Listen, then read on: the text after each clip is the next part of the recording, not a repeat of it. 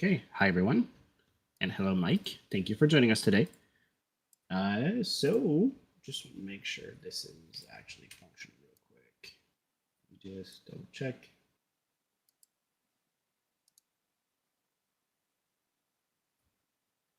There we go. I see myself. Oh no, the horror. The horror. Okay. Hi. Hi, Mike. Today we're going to talk about values-based leadership. But before we start, I want to ask, besides being someone that I'm extremely excited to talk to, who is Mike Knox? Well, thanks, Nathan. I appreciate being here, and thank you, Nicole, for making sure all of this is up and running. Um, Good question. This is a very existential question, potentially.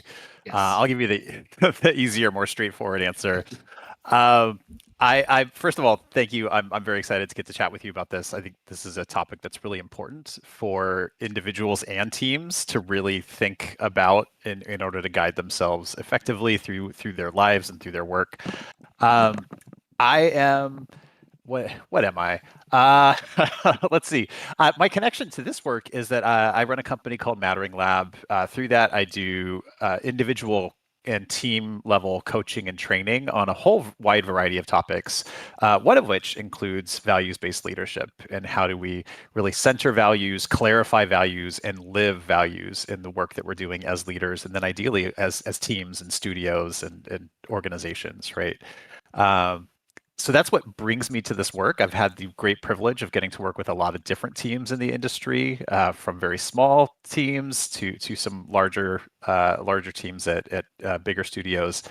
And one of the things that I've found is that oftentimes these are not the sorts of conversations that we have, right? We're so focused on getting the job done that we don't ever talk about what does it actually mean to do this together? What drives us? What's important to us? What are things that will not bend, that are just absolute necessities in terms of how we treat one another, how we do the work, the impact we're having on the world, the stories we tell, all sorts of things like that, right? So, love to have this conversation, and we'll do my best to provide something valuable. We'll see how that goes, but I'm excited to hear what questions you have. Yeah, absolutely. And to be clear, we didn't prepare any of this. This is mostly. Oh, I prepared a couple of questions, but Mike did not receive them ahead of time. So if at any point you're not comfortable with a question or you just don't know the answer, don't. There's no shame in saying so. We'll For mock you a sure. little bit, but no, I'm just kidding. Um, but you brought up a good point. Actually, you said this is not something a lot of people think. This isn't something that many people think about, and when we talked about this, one of the questions we had, or that I asked you, was, what does that mean? And I want to ask you this question again. What does that mean, values-based leadership, to you specifically? And what kind of lights turn on in your head when you think about that specifically? Yeah, it's a really good question. And I do think to some extent it's one that everybody needs to answer for themselves, right? So I will give you my answer, Yes. which is, um, I think there's values-based kind of living, right? Which is being aligned with our own personal values and how we navigate the world.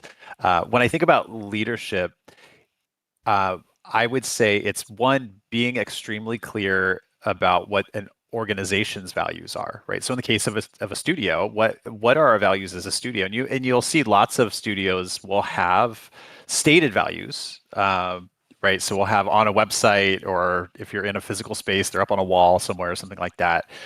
Um, and values-based leadership is aligning with those and actually living them, right? Showing up day after day and doing the work to make sure that we are living what we say we are all about. And when we are misaligned, addressing that and dealing with that in a really intentional way. We make mistakes, so it's not about shaming people or anything like that, but it might be about correcting. Uh, so a lot of what I'll talk about today is going to be really more behavior based. So the values give us the direction, and then the behavior is what gets us there, right? And so, yeah, does that answer your question? Absolutely, but I will ask you a follow-up question then, because Yeah. you brought up something that was interesting. So, I think in the recent years, especially I would say in the last 2 years, we've seen a lot of new studios form up, and with AI coming up a lot, we're kind of getting a template of, okay, this is what a team website should look like, and we often see what I would call generic templates of values.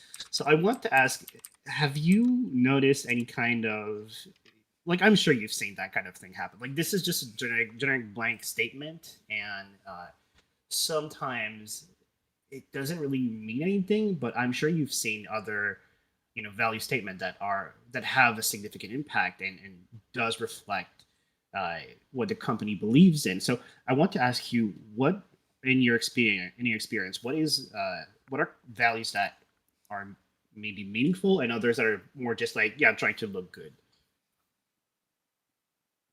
Um, You don't have to call I anyone out by name, by the way.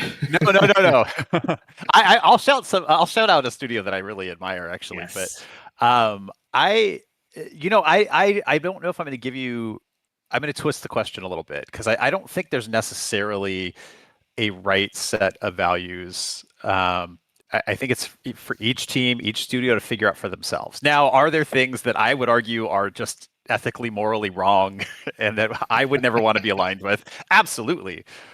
But there are studios out there that may. I mean, for me, if I would never want to be in a place that is people or profit over people, right? And in part because I know that it doesn't work in the long term. That if that's the route we pursue, it's a very short-sighted goal.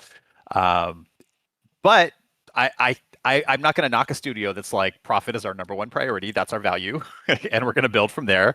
We live in a world in which we have to profit to survive, right? So I don't think there's a right set necessarily. I think what's important, and to your very good point of like using AI and creating generic values, or looking at another studio's website and being like, oh, this is what they said, we should say something similar.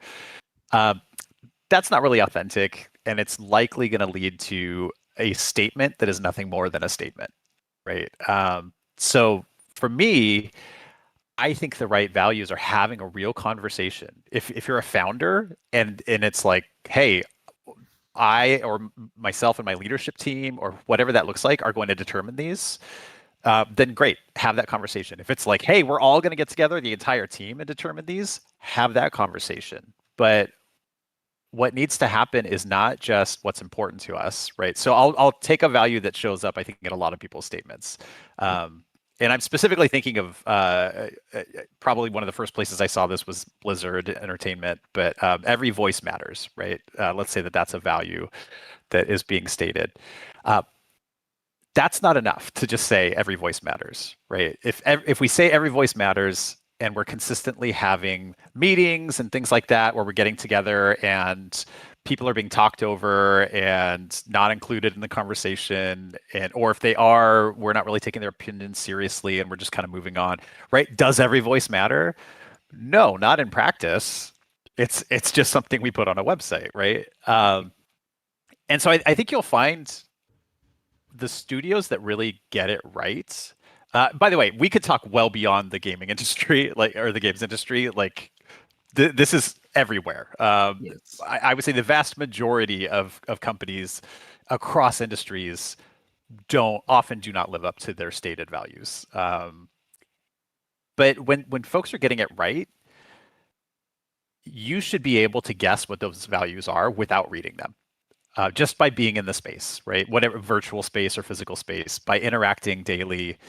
And I will, so I said I would shout out, I think about them a lot. So that game company, I think that game company, just like based on just the games that they make, you could probably guess some of their values, right? That their sense of deep community and connection and care and kindness. And there's a quality to what they produce that also exists within the studio space itself and how they Do, treat one another. Sorry, go ahead.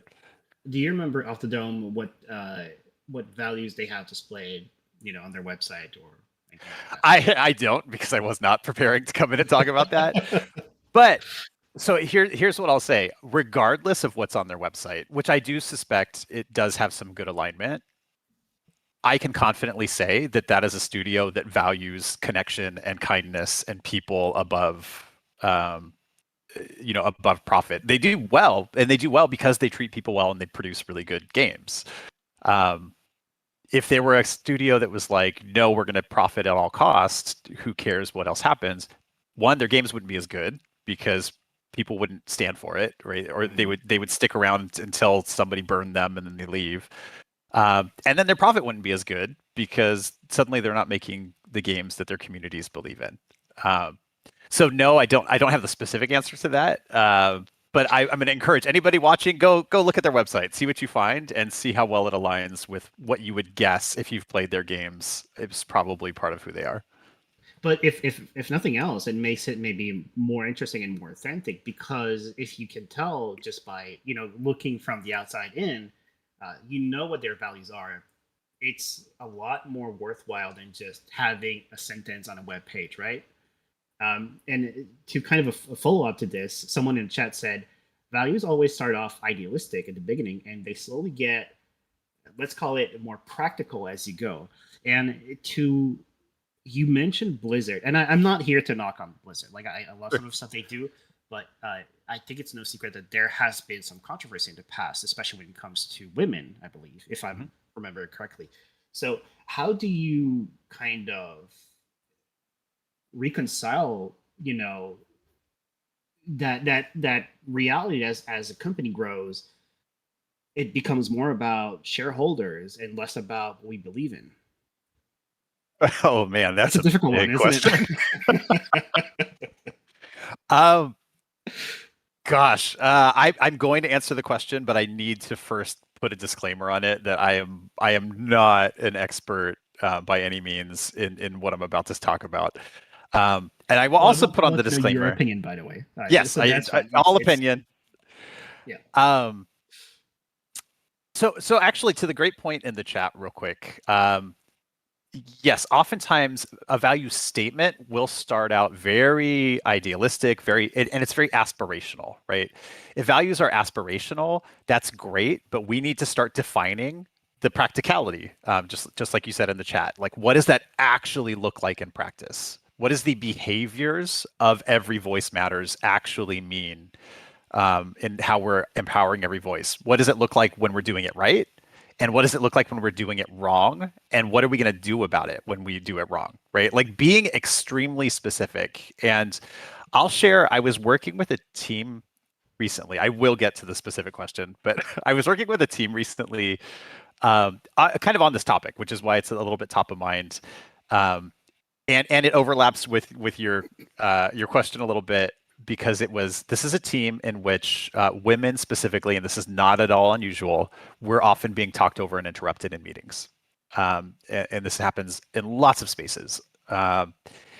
And it was really interesting because there was a lot of pushback to the idea that it was happening because it was not aligned with their values, right? It was like, this isn't who we are. And so we almost don't want to believe that this is happening.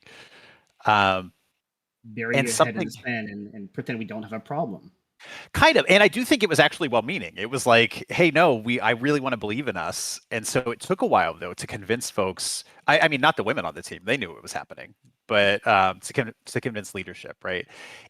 But I ran into some interesting challenges because I actually shared a version of this on my LinkedIn. If anybody wants to look for it there, or more, contact me, get in touch. I'm more than happy to share it. I helped them produce an inclusive meeting guide. So what does it look like to have a meeting in which every voice really can matter, right? And it had some kind of basic stuff on it, like don't interrupt each other. And admittedly, the version they got was a little bit more simple than what I eventually shared out to other folks. And that was by design because they didn't want a complex guide, pardon me. But the reaction that it got was basically, this is too simple. We should be doing this already.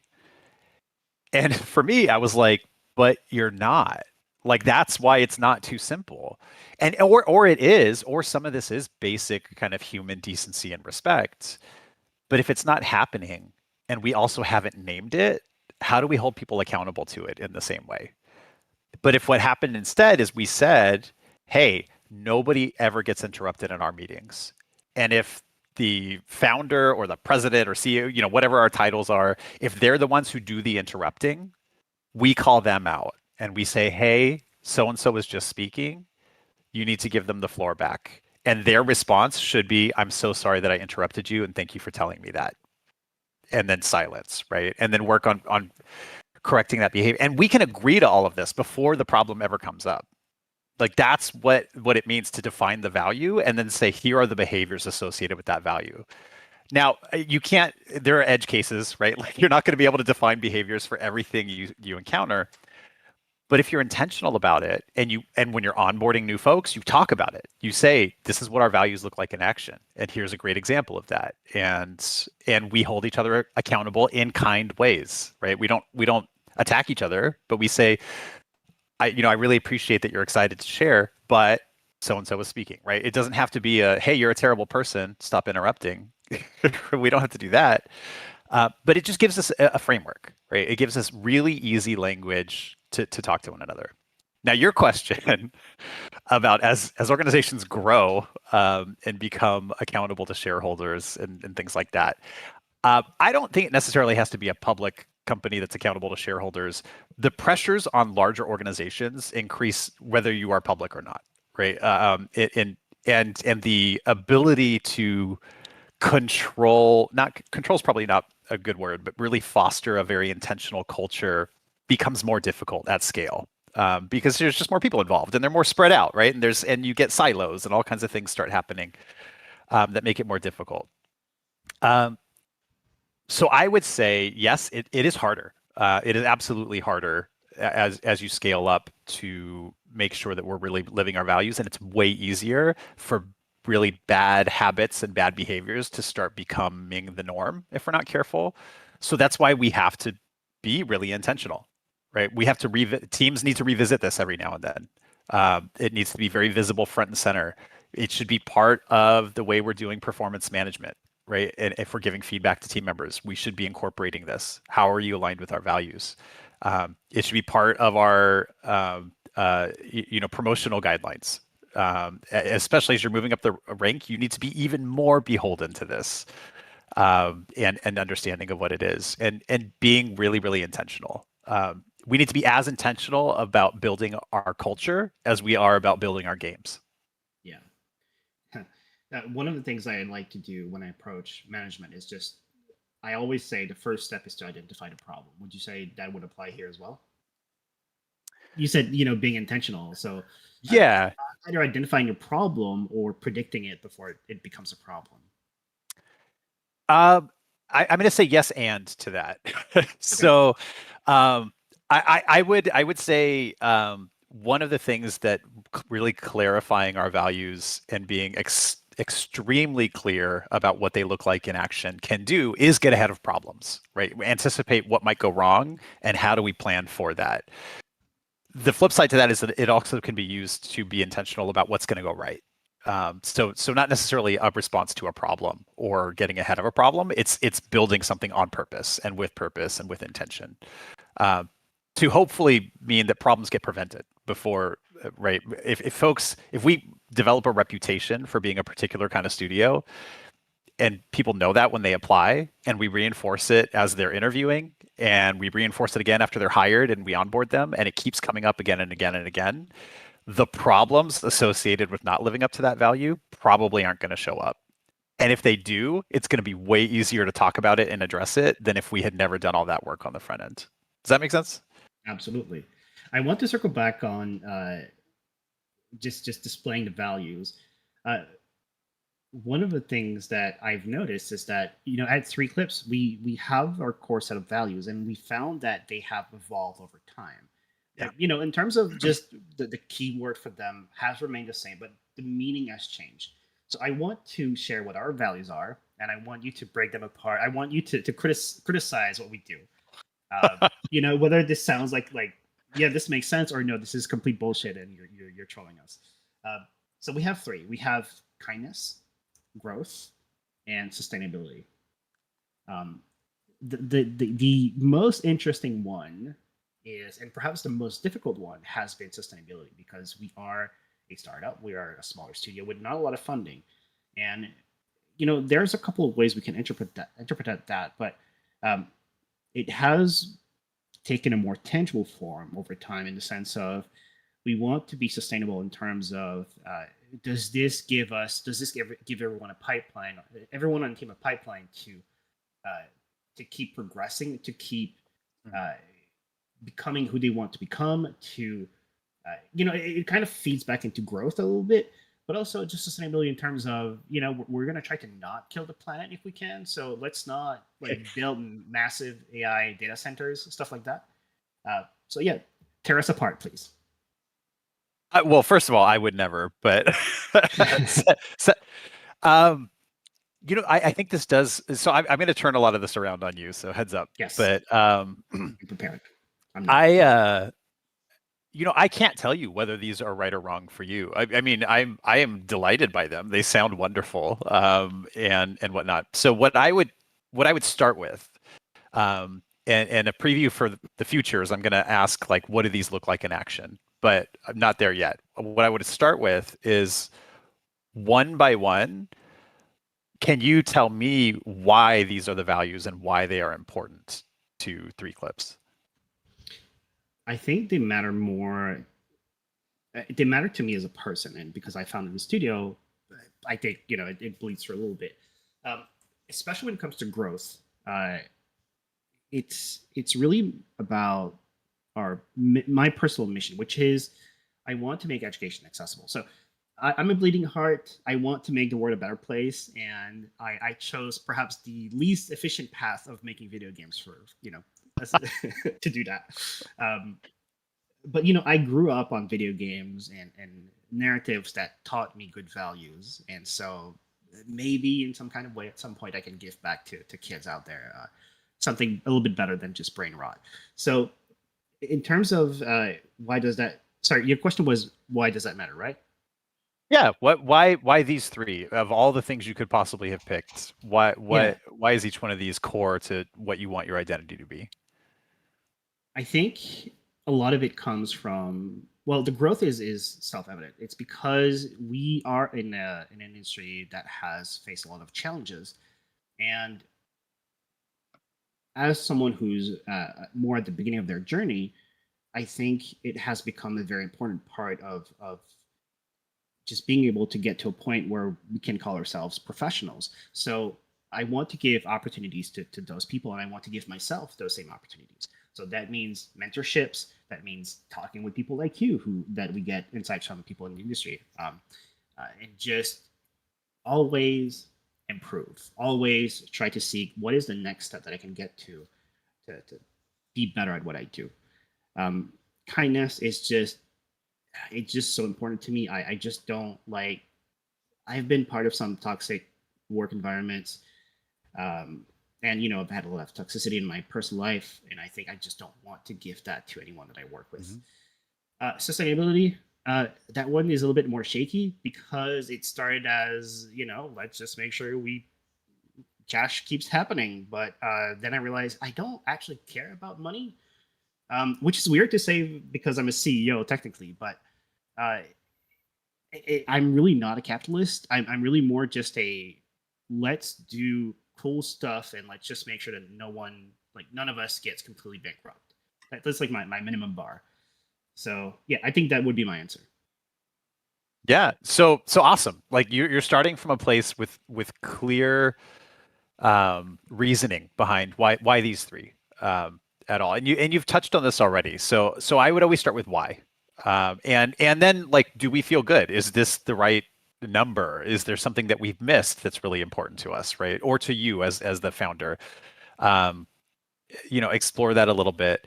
And then where you definitely already touched on this is like, okay, if these are our values, what does it look like in our day to day? So growth, as an example, you mentioned mentorship, you mentioned doing intentional things like this, bringing people in with expertise to come and talk. Sort of like you've got some practices that are backing up this value, that are really clear and can certainly grow and expand over time. Um, but being really clear about if the value is growth, here are the things we are doing to live up to that value. A non-exhaustive list because we're going to probably come up with new stuff in the future, right? Um, you can do the same thing with all of them. So kindness. What does kindness look like in practice? What does kindness look like when we have to give constructive feedback to one another? What does kindness look like when we have disagreements about where our game should be headed, right? Or how we're meeting and what not, or whatever that is, what our pipeline is looking like in communication and all of the things that can lead to a lot of contentiousness potentially. How do we remain kind even in those situations? And kindness, right? I'm going to make some assumptions here, but kindness is not just being nice. Nice is different. Kind is clear. Kind is often very direct because a clear message is kindness. Giving somebody a mixed message is not kind. Um, but it doesn't have to be about tearing people down, right? Like, and maybe it's combined with your growth value. That okay, we've made a mistake here. How are we going to grow together to get beyond this mistake? But like that, does that make sense? Like starting to really define Yeah. it. So hey, we're going into a one-on-one. You have to give me constructive feedback. What's it going to look like to do it with kindness and live up to that value? Yeah, and I think this is giving me a really good framework of just thinking about. You mentioned having plans for, okay, if we feel like that we've slipped or we fail our own values, how do we fix it? How do we do better for the next time? Which is growth in itself. But yeah, I'm. This is really good. I will definitely think about how we can implement those kind of practices.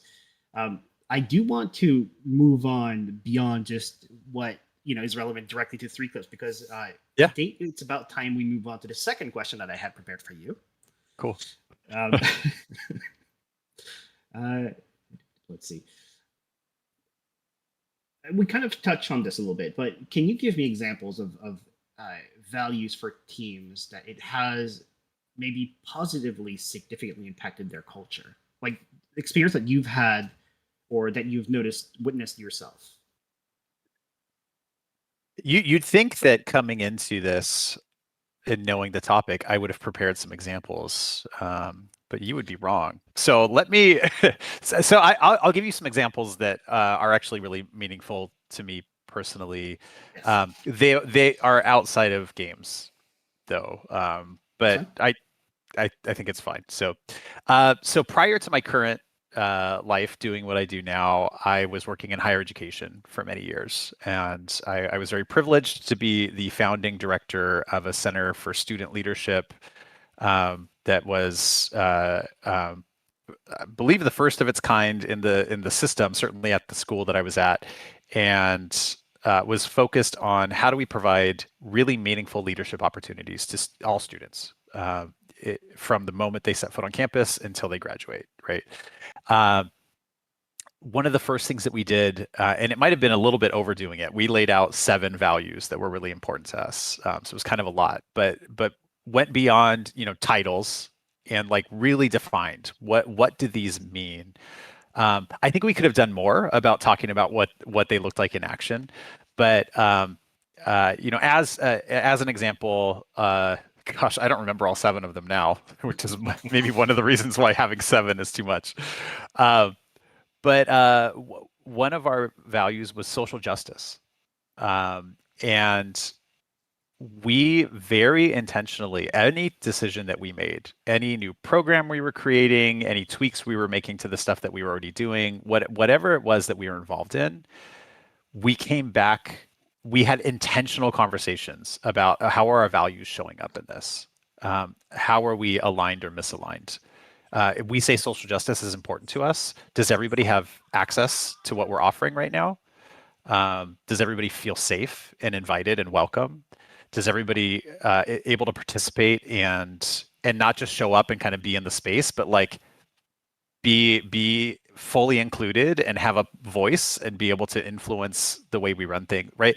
Like we would have those conversations, and if we ever came to like oh no, actually we're not in this case, um, folks in this community actually aren't able to come and participate in what we're doing. We need to change that, right? Like you can think of accessibility in games. Are we building our games to be accessible to everybody? And if not, what does that mean? If kindness, for example, is one of our values, um, are we being kind if folks with certain disabilities are unable to play the game that we're creating? Um, right? Are we being sustainable are in that moment, right? In the same way that we Mhm. could. And that's hard to do. It's much easier to not worry about that. right? And just build a game that it's like, well, we can play it, so we're all good, or the majority of people can play it, so we're all good. But is that aligned with who we want to be, right? And so how do we start having those conversations early? I'll tell you a value from I have a day job currently that has nothing to do with games, Yeah. and we're extremely values driven, values based organization. Um, so we've got a set of values, 5 values, and then within those there are descriptive behaviors. And one that I think about more often than anything else is do the right thing even when nobody's looking. And like for me, that's like, yeah, it's integrity, right? How are we showing up even when we could get away with not showing up in, in a particular way, right? Um, and that's like the ultimate values alignment for me. If we can say that we're doing what we know to be right, even when we either won't get credit for it or we wouldn't get blamed for doing the wrong thing, we're aligned. We can feel good about that. I don't know that I 100% answered your question just now, but that's what Uh, sprang to mind. yeah, more or less. Okay. I will say I'm very satisfied with the answer. Okay. Thank you. I do you in your experience or in your opinion, do you feel like there are people who may be perhaps more vulnerable or sensitive to a values-based approach? Maybe to kind of push further on that question would be, do you feel like a good leader might tweak the values for certain individuals that might need that may have certain specific circumstances, or do you think it's more generally better to have a more egalitarian kind of policy? Mm, That's a good question. Um, I don't know if I would go one way or the other. I think that it depends. Well, that kind of does go one way or the other if I say it depends, but I think I don't think anything can ever be a hard and fast eternal rule that applies all the time because circumstances change and sometimes you're going to be in a situation where it's like, oh, this thing that we had really good intentions with actually doesn't fit this scenario in the way that we thought it would. There are certain things that I think we cannot bend on. um, and to give it like a really maybe extreme example, like violence in our workplace will not be tolerated, right? Like super clear cut. It's I a pretty can't good think of one a to have. situation in which I'm going to be like, oh, this time it was okay. Um, and be extremely strict about that kind of thing. And that goes for other, I think there are a lot of things that I would call violence that maybe some people wouldn't. Um, but thinking about it, if we're causing harm to the people around us, this is not okay. Period. Um, I'm trying to think of an example where I'd be like, yeah, we bend a little bit more, but Uh, so I mean, sometimes, yeah. To go back to actually the question about growth in large organizations, where you have a lot of competing demands, sometimes you can't do it all, right? Sometimes this is like, sorry, um, normally every voice matters, but this decision just came up. There's an emergency. I have to make it today, and I don't have time to involve every voice. So mm, sorry, team, you're not going to be involved in this one. Maybe what I do in that situation is follow up and say, look, this one had to be made quickly. You didn't get to weigh in, but I'd love to hear your opinion now. And if there's something that we need to come back to, we can try to do that. Right? That's how I kind of align with the value, even though I wasn't able to 100% align with it. Does that yeah, make sense? and you're kind of answering a question I wanted to ask later. It was, do you know of any situations that you may want to bend the values a little bit for efficiency or something like that? But I want to give you maybe a more tangible example. I'm not saying this is Yeah. necessarily what happened, but Yeah, uh, please. let's say, for example, I am working with someone who's neurodivergent Yeah. and they are struggling to fully absorb the values of the company. So maybe, like, let's say in 3 clips, we say, okay, well, we want to give everyone an opportunity to grow, but they are not being kind because they are struggling with the whole concept of uh, being, in a social setting. We still want to give them the chance to grow, but at some point, when do we say, unfortunately, it's just, you know, this is causing harm to the rest of the team, and we're Yeah. not being kind to the rest of the team. So, sometimes there may be hard choices. So, how would you approach that very Mm. extremely specific situation? This is a great example, and I'm grateful that you brought it up. So this is a perfect example of where I think it's like, it's hard to say this is just true all the time, Yeah. and this has to be this way all the time. Um, there are very valid reasons why people interact with the world and each other differently. Um, Neurodiversity is a very real thing, and social situations and whatnot are going to look different for different people. One, I think we need to be as accommodating as possible, right? We need to understand what are everybody's needs. But when one person's needs start encroaching on somebody else in a harmful way, that's where things get tricky. It's like, well, wait, we're all still accountable for our behavior, right? And if your intent is to be kind, but your execution is, I'll just say, for example, I'm kind of constantly telling people their ideas are terrible or something like that, right? Or communicating in a way that's extremely blunt, Mhm. and direct.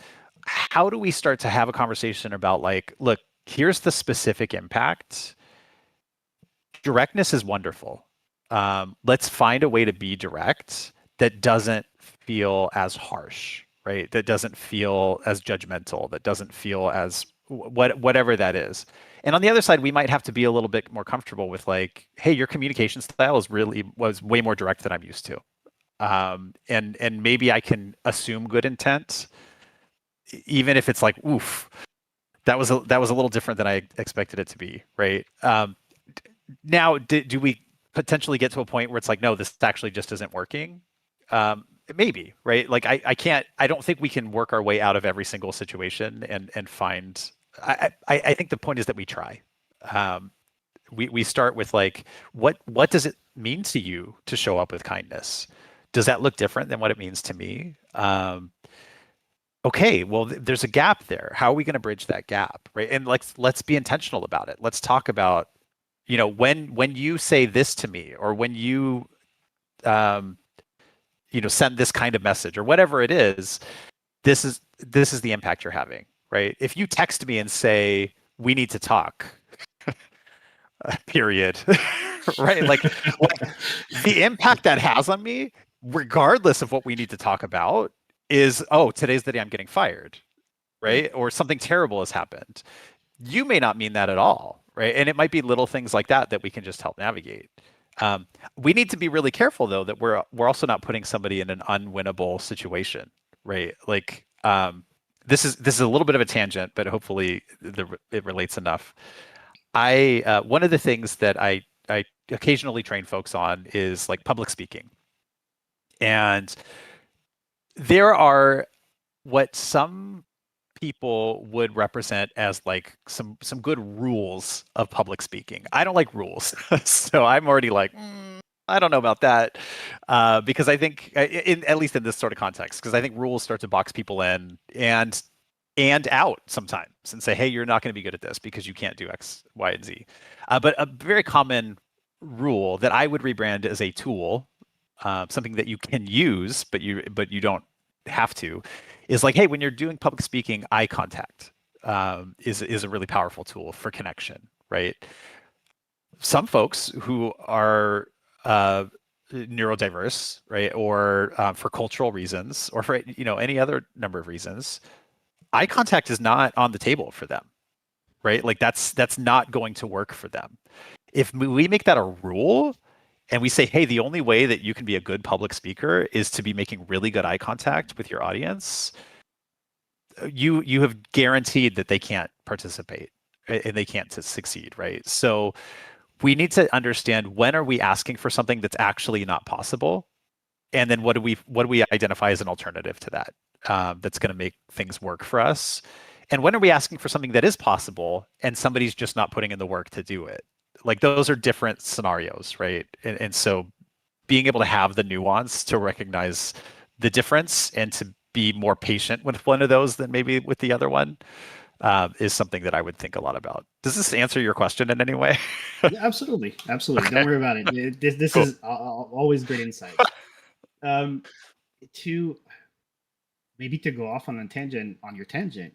Yeah. Um, earlier we briefly met before this call, and we identified, in our current social climate, we often align, we often equate values with politics. I'm not trying to chop you here, but Oh, I, you're good. I think some people will cringe at the very notion of just values because to them it's just politics. So how do you navigate this? How do you bring up values at all with sensitivity without triggering World War III in the office? Um, is this is a good question. Let me try to navigate it. Um, I'm having some different thoughts, right? So I'll share one Okay. first that doesn't answer your question yet, but um, I think we live in a world in which, unfortunately, some things that really should be just basic, whether you want to say values, ethics, morals, whatever language you want to use, get politicized. And that does not mean they are inherently political, right? Mm. So I will take a firm stance in this moment. A trans person's right to exist is not a political question. It just is. Right? You have the right to exist. You have the right to be the person who you are authentically in the world. It is a politicized question, I was gonna absolutely. say yes. Some people would disagree with that statement, but um, yes. but the politics of it is not the inherent rightness of that person to be who they are. It's what we've created around right? And demands that they be something else. And um, so that tension, I feel like is sometimes sort of manufactured, and I don't mean that in like it's an inauthentic thing, because I think there are people who really do have very core beliefs that I would personally find reprehensible. Um, so not to say it's not sincere, but I would draw those lines. So I'm speaking about my own values, my own ethics right now. There are lines that I would draw very clearly that no, that is not a political conversation, right? And people draw those lines all the time. It's just a matter of where they draw them. Somebody who has beliefs, again, that may be way out of line with what I believe, they also draw that line somewhere else. They say people shouldn't have to worry about whatever. Like maybe it's I should be able to say whatever I want all the time and there's no consequences, right? Like that's a stance. They've drawn a line. I wouldn't agree with that line either. I think that consequences for what we say and do are real, and we shouldn't argue with that.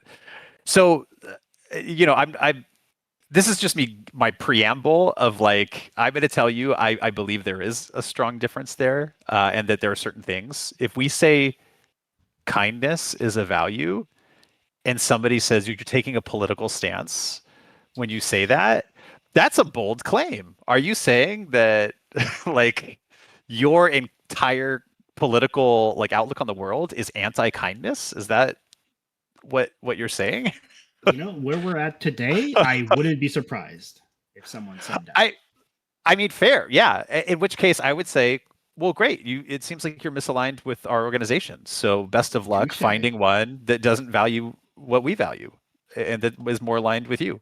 Yeah. That's fine. You don't have to work here.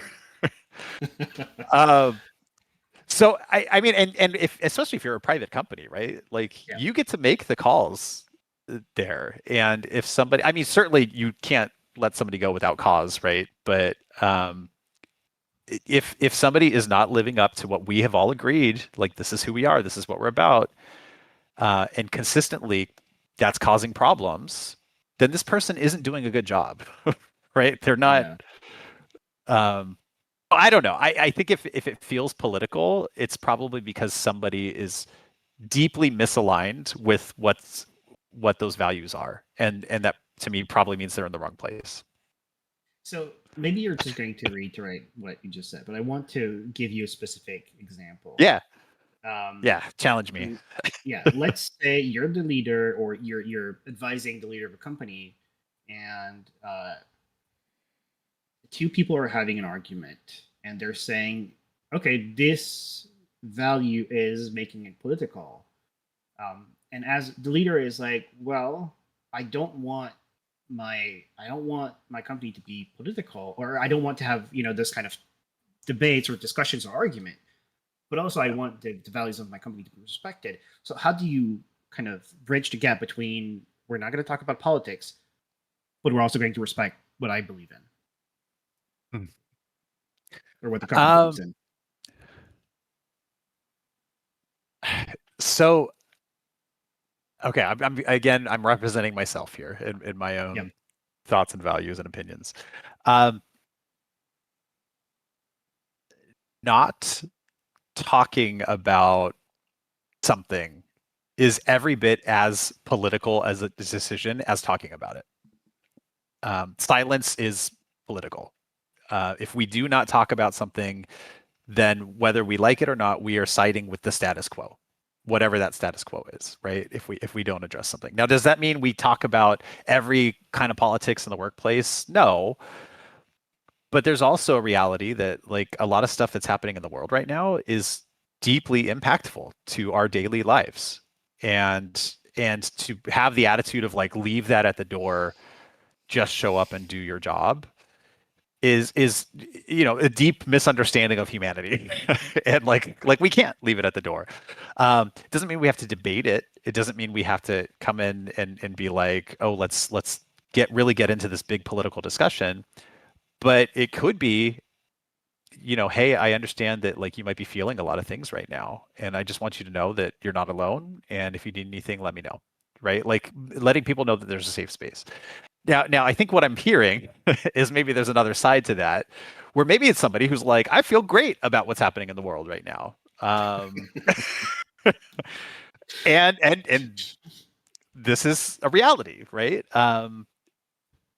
You know, if that's your opinion, um, then silence works in your favor, right? Because if we don't talk Fair. about it, then you're already getting what you want, Yeah. and so it's easy to say we shouldn't talk about certain things when you're very comfortable with the status quo. Um, Yeah. Ooh, that hits hard actually. Uh, wow. yeah, if I'm not affected, right, it's easier for me to ignore something than it is to deal I with feel it. I feel wiser. Thank you. Thank Not even joking. Like this was you for the actually, question. yeah. Okay. Two more questions, and then we can wrap up. So, how do you, for someone who's maybe in the middle, like a middle manager who has to talk both to stakeholders and maybe lower level collaborators, like regular employees, how do you survive the workplace when your personal values do not match that of the higher leadership? And like, how do you communicate? Like, okay, well, I'm going to give an extreme example, but my CEO wants me to impose a value that I absolutely hate with every fiber of my being, but I really need this job, so I can't just not do Mm, it. How do I do it correctly while being able to sleep at night or look at myself in the mirror? wow. I like that the lead in was like, all right, just two more questions, and then we're gonna wrap it. And then it's just this bombshell of a question. You ask really good questions, by the way. I Thank I, you. I appreciate the thoughtfulness of your questions. Um, Gosh. I'm going to reinforce something that I think I've been saying since the beginning, which is organizations should be extremely clear about the values of the organization. Mhm. Um, and the reason, a reason for that is that we should all know what we're getting into. If we take on a job. And I think what I'm maybe hearing here is a scenario in which, again, maybe there's like stated values or whatever, but we're kind of at the whims of the folks at the top. Yeah. And And what they're asking for may be deeply out of alignment with the values, the stated values of the organization. Um, and it's like, well, there's no consequences to that. So you're looking like maybe I'm editorializing a little bit. Go ahead. Yeah, actually, let me reframe the question a little bit. Yeah. It's more about, because there has been a lot of layoffs, and Yeah. Oh yeah, I'm employees don't getting to have that part. Yeah. okay. It's just we don't have the luxury of choice, right? We Yes. have to do what we have to do to just have a job.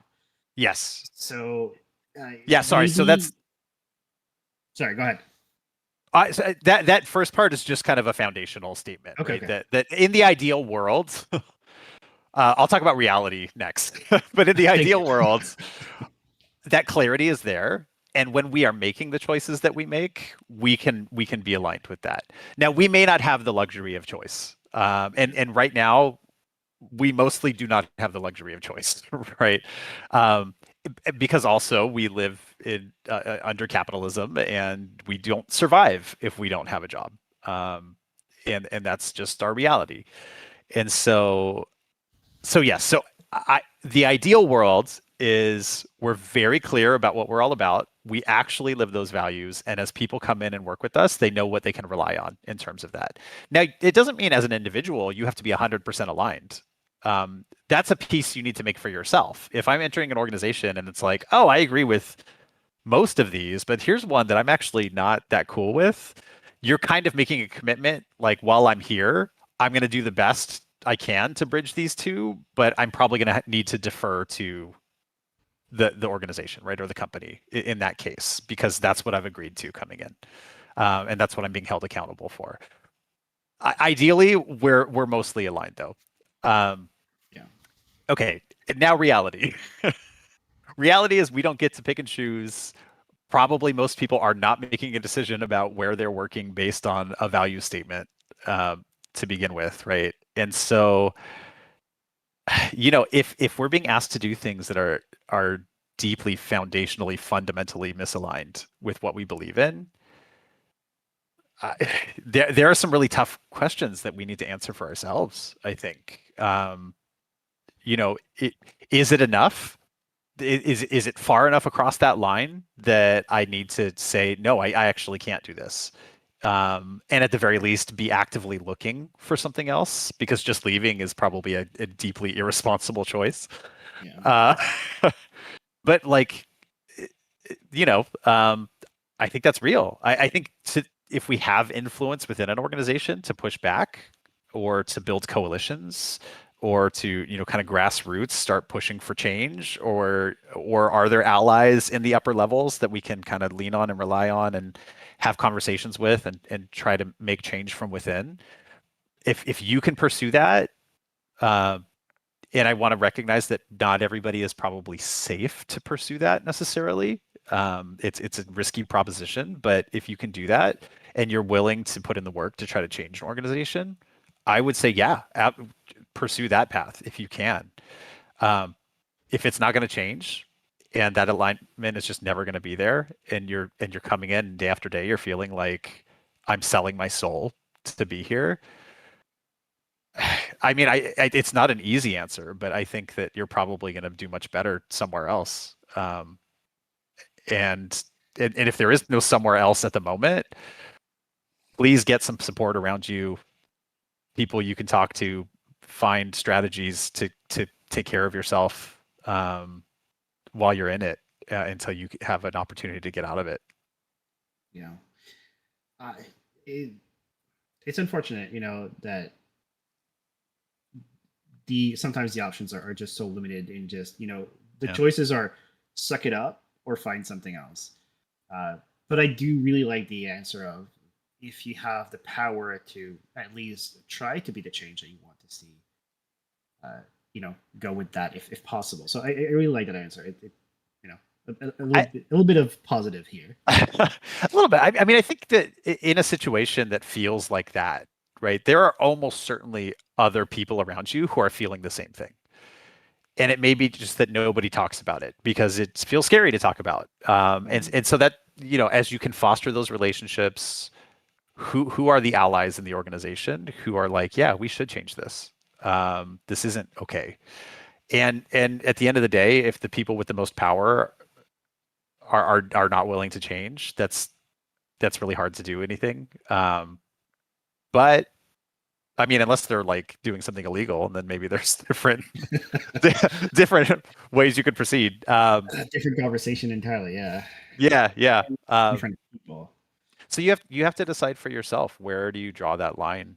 Um, and that's hard, especially if you're in the place that you feel just so beat down day after day. Because then even the like, oh, I should go look for another job, which itself will beat you down day after day. Like you're just in a tough space. And I'm a huge believer in therapy and getting any kind of support we can externally, and supporting our mental health, and taking care of ourselves and each other, and like get as many support structures in place as you can, and build a good community, and make sure that you're not feeling like you're navigating this alone. Um, and you're going to be in a much better space to be able to navigate it, whatever the ultimate outcome is.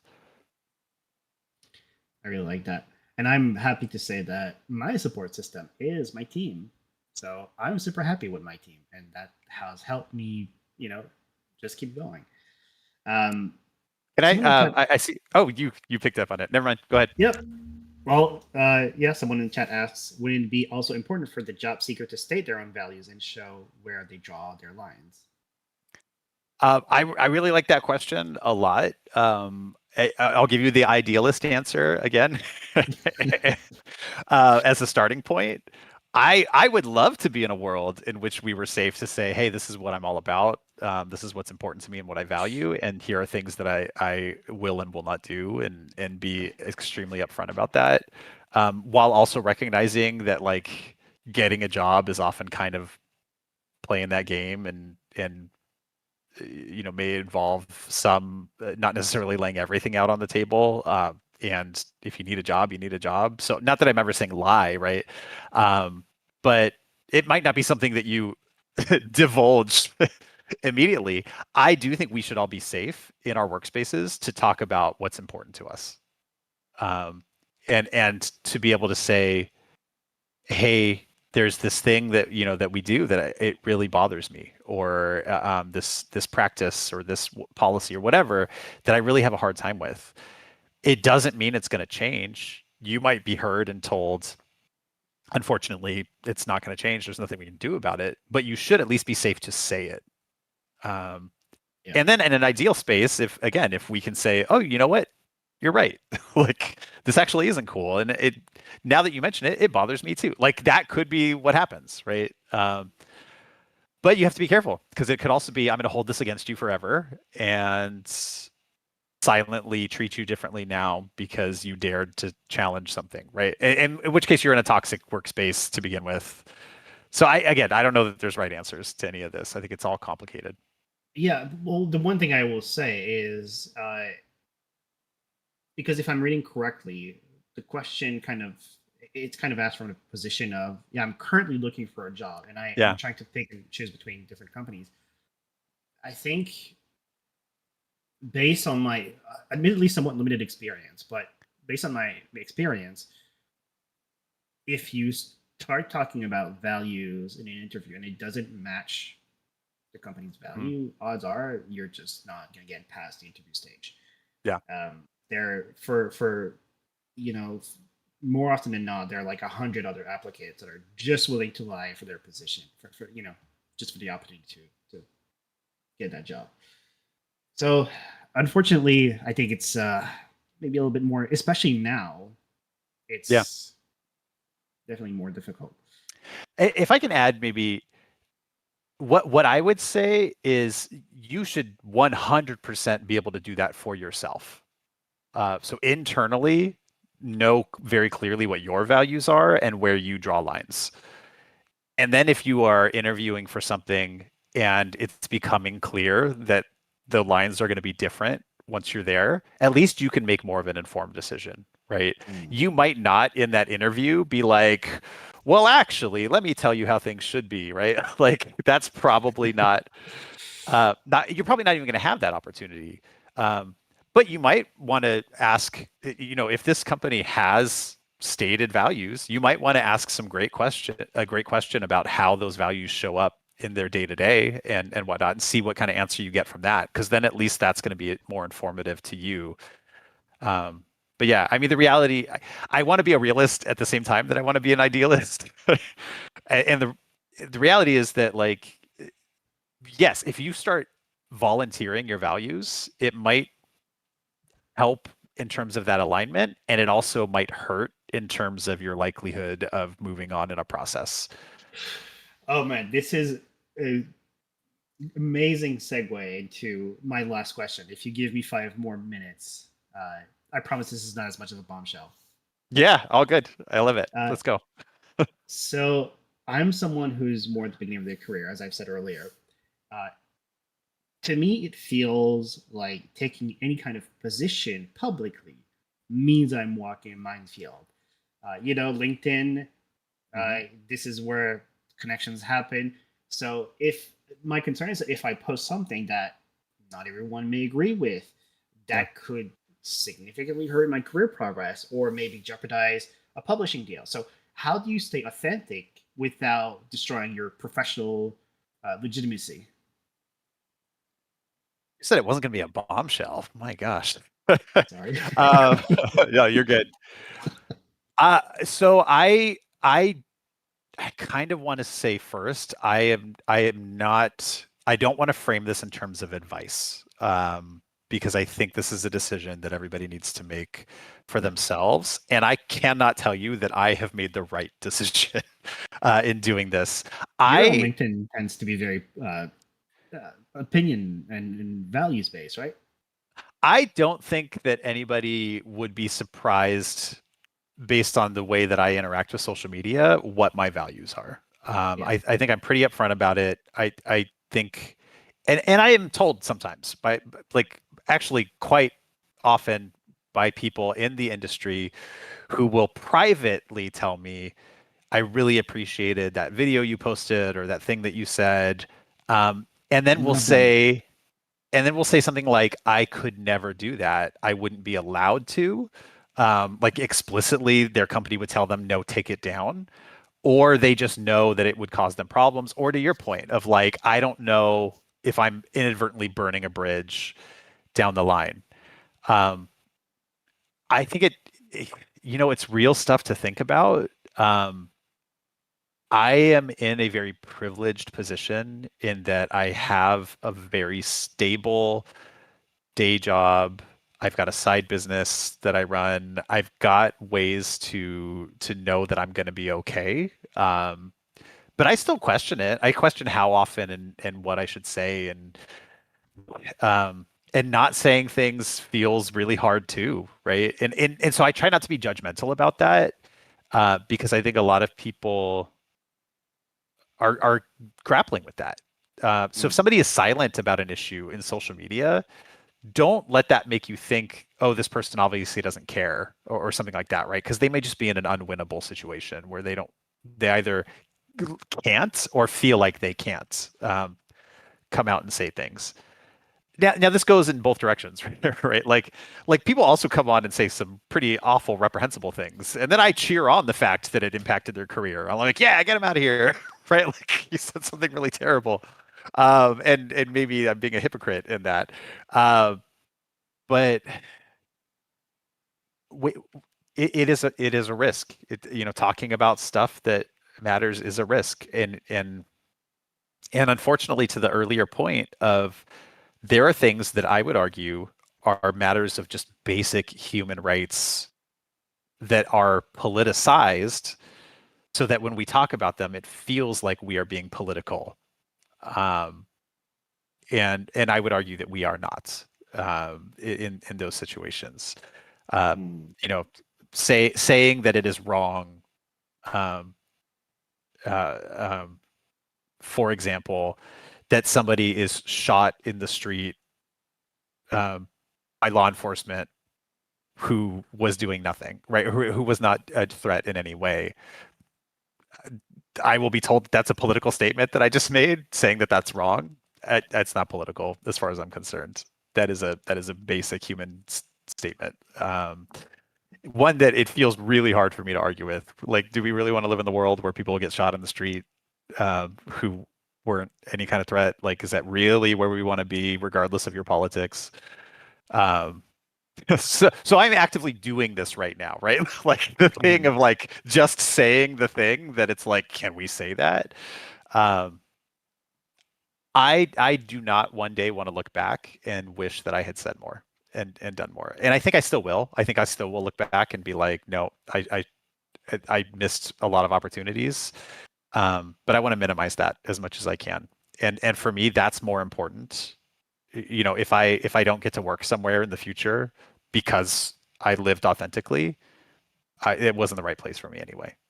Um, and that I doesn't like that. square with the I need a job to survive part of things, but we have to, it's trade-offs, right? So we have to make those decisions. Yeah, I think the perhaps the takeaway here is that it's definitely it's easier to do and be vocal about what you believe in and your values when you're not. I think maybe for the juniors, you're not trying to break into the industry. So maybe save it until you have a little bit more stability and you're not like trying to just get your first your foot in the door. But I think maybe once you're in a position where you can say things, you know, when you're older, 20 years later, what are you going to think about yourself?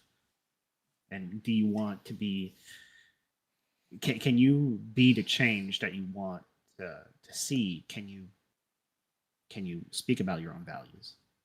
Yeah. Yeah, You know, if I can add one small or two small pieces, and I know we're sure. over time. Are we good for that? Absolutely. Okay. Um, so I will say this, and I'll be honest about my own engagement in spaces like LinkedIn and whatnot. I do try to frame the things that I share in it in terms, for example, of like kindness, right? So rather than come out and be like, look, I'm going to point at something and tell you how wrong it is, instead, I'm going to come out and say, here's what I think could be right. Does that make sense? Like here's what I Yeah. wish the world was. And I don't necessarily have to point fingers at a particular incident. I think a lot of people are already going to know what I'm referring to. But Mhm. instead of getting into that contentious space of like, you know, inviting I mean, people still come at me, but inviting trolls to come after me and whatnot because I said the thing that they were waiting to see and get mad about. It's more about like what could we be and what do we want to be and what's a vision for a future that's better than where we're at now. And I try to focus my energy on that in part because that's strategic and it makes it harder for people to then be really crappy on my on my posts. Um, but also because it's something I believe. I'm less interested in pointing at problems than I am at trying to create solutions. And so that feels like a safer way to invest my energy. The other quick point that I'll make is I mentioned that I'm in a privileged space because of kind of my employment situation and whatnot. I'm also in a very privileged space because of my identity. I am a white cisgender man. I can say things that somebody with a different identity, they might say the exact same thing and they will be received very differently oftentimes. Ooh, yeah. And so for me, that's also part of why I feel like it's really important that I use that privilege to not be silent. But I need to recognize that it is much more dangerous for somebody with a different identity than me to say the same thing that I say, and I cannot be judgmental if they choose not to, because there's an element of self-preservation that is an everyday necessity for a lot of people, and it's not something that I have to navigate in the same way. Um, so I'll just leave it at that. Yeah. Oh man, Mike, this was extremely insightful. I really enjoyed our talk. Just to wrap it up, whenever we have a guest, I want to give them the opportunity to do a little bit of self promotion. So let me ask you, what are you up to these days? Is there anything you're working on that you can share? Uh, and you mentioned that you have a business. So what service do you offer, and where can people find you if they want to learn more about you? Uh, Yeah, so this is the thing involved in running a business that I'm the worst at is this being self-promotional and actually telling people what I do. Almost all of my business that I get is from word of mouth, but I'll give it a shot. Uh, so what I get up to that is probably most interested to anybody who might be watching this is again I'm the founder of Mattering Lab. Through Mattering Lab, I am a trainer and a coach, which means I do a lot of one-on-one work with folks, really at all levels, but a lot of folks, especially in those leadership and executive levels, to help them navigate challenges in their lives, to help them develop skills, to help them figure out strategy and bounce ideas, and just have kind of a safe space to have somebody to talk to. So I do a lot of that, and then I do a lot of team training. So studios will often bring me in to help train their teams on any number of topics. Values-based leadership could be one of those. I do a lot of work around Clifton Strengths, if you're familiar with that, and if you're not, that's okay. But look it up; it's really cool. And inclusive leadership and change management, all sorts of different things like that. So love doing the work. It's really fantastic. I love getting to work with individuals and teams and helping to unlock potential and get them to a place where they are functioning better together. They're doing more than they thought they could do. They're feeling better. It's a healthier space, all sorts of things like that. And it's really a privilege and a pleasure. And because I'm doing it in an industry that often, either because it doesn't feel like they can or because they don't know it's important, don't prioritize these sorts of things. It allows me to make a significant impact in the times when I'm able to come into spaces, and I am very appreciative and grateful for that. So it's work that I love to do. If you want to find me, definitely find me on LinkedIn, and I'm relatively active there. Let's connect if we're not connected. More than happy to do that. I mentioned earlier, by the way, total side note, but I mentioned that inclusive meeting guide that I had shared. If that's something you want for yourself and your team, tell me and I'll send it to you. So hit me up on LinkedIn and I'll send it to you.